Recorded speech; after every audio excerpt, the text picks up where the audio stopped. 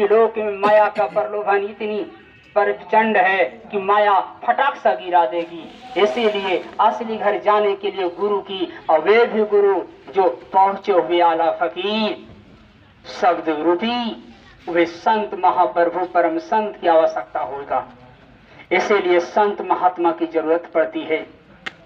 तो ये 10वां गली में जाने के लिए वे रास्ता का भेद संत महात्मा ही बताते हैं। और जब संत महात्मा जब बताते हैं तो ये भी बताते हैं कि मनुष्य शरीर भगवान को पाने के लिए शरीर मिलता है। ये शरीर इतना कीमती है, इनकी सत्संग में आप जानते नहीं होंगे।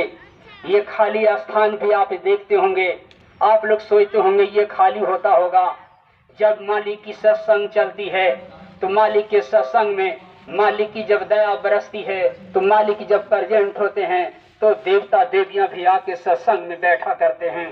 इसलिए सत्संग में जहां भी बैठते हैं तो दायां बायां आगे पीछे ज्यादा होल चूल और आगे पीछे ना किया करें, क्योंकि देवता लोग भी विराजमान हो जाते हैं सामने और बैठे रहते हैं आपके आसपास बगल में जगह होकर। इतनी बड़ी सत्संग की ये महिमा होती है, परंतु ये सब चीज को हम लोग नहीं जान पाते। सिर्फ सोचते हैं बस सुन लिया जाए ऐसे। सत्संग को पता नहीं आजकल क्या समझा जा रहा है।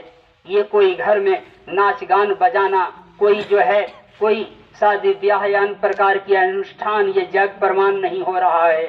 सत्संग ये सत मालिक के साथ संगति का एक बहुत बड़ा ये गहरा संबंध और इसकी आत्मा परमात्मा की गुड रहस्य की अमर वाणियों का ये जो है हमको और आपको ज्ञान दिया जा रहा है। और जब सत्संग जब मिलता है तब इंसान के अंदर विवेक बुद्धि जागृत होती है। और जब तक विवेक बुद्धि जागृत नहीं होती है तब तक कोई भी जीव मालिक के प्रति, भक्ति के प्रति, सत के प्रति नहीं जा सकता है। जब उसके बुद्धि जागृत होती है तब समझता है कि सत्संग ही मानव को ये असली ज्ञान कराता है, वास्तविक उनकी चीज को बताता है कि मानव शरीर क्यों धारण किए हैं हम लोग, ये संसार क्या है। सत्संग के द्वारा ही बताया जाता है कि ये सत्संग झूठा मिथ्या है। जो दोनों आंखों से ये देख रहे हैं संसार की सारी चीजें, ये सब मिथ्या है, नश्वर है, एक दिन फना हो जाएगी, एक दिन सब के सब नाश हो जाएगा।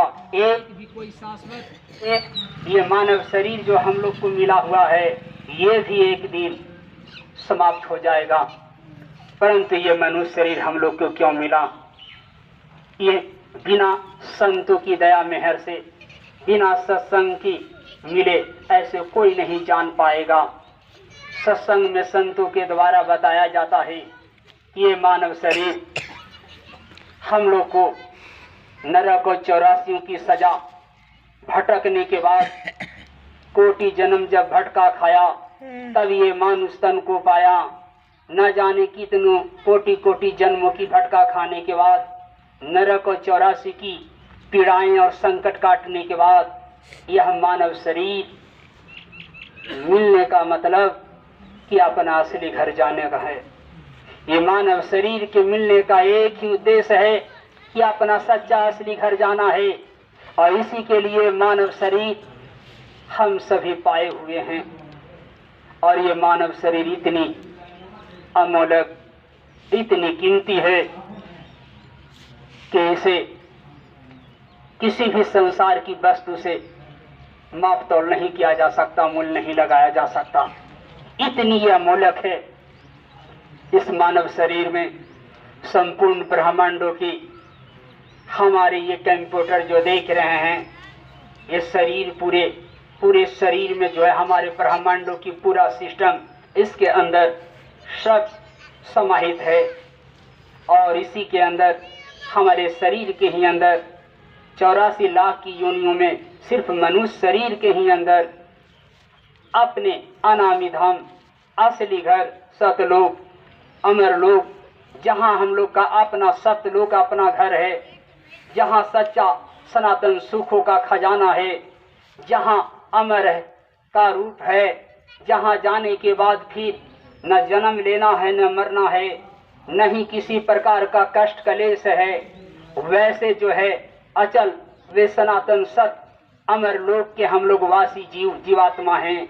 हम लोग सब के सब वही थे, परंतु गुरु मालिक की एक बार अनामी महाप्रभु की मौज पर अपने छोटे पुत्र काल भगवान को दे दिए थे। इसकी कहानी थोड़ी बहुत सा लंबा इतिहास है प्रेमी भाई बहन।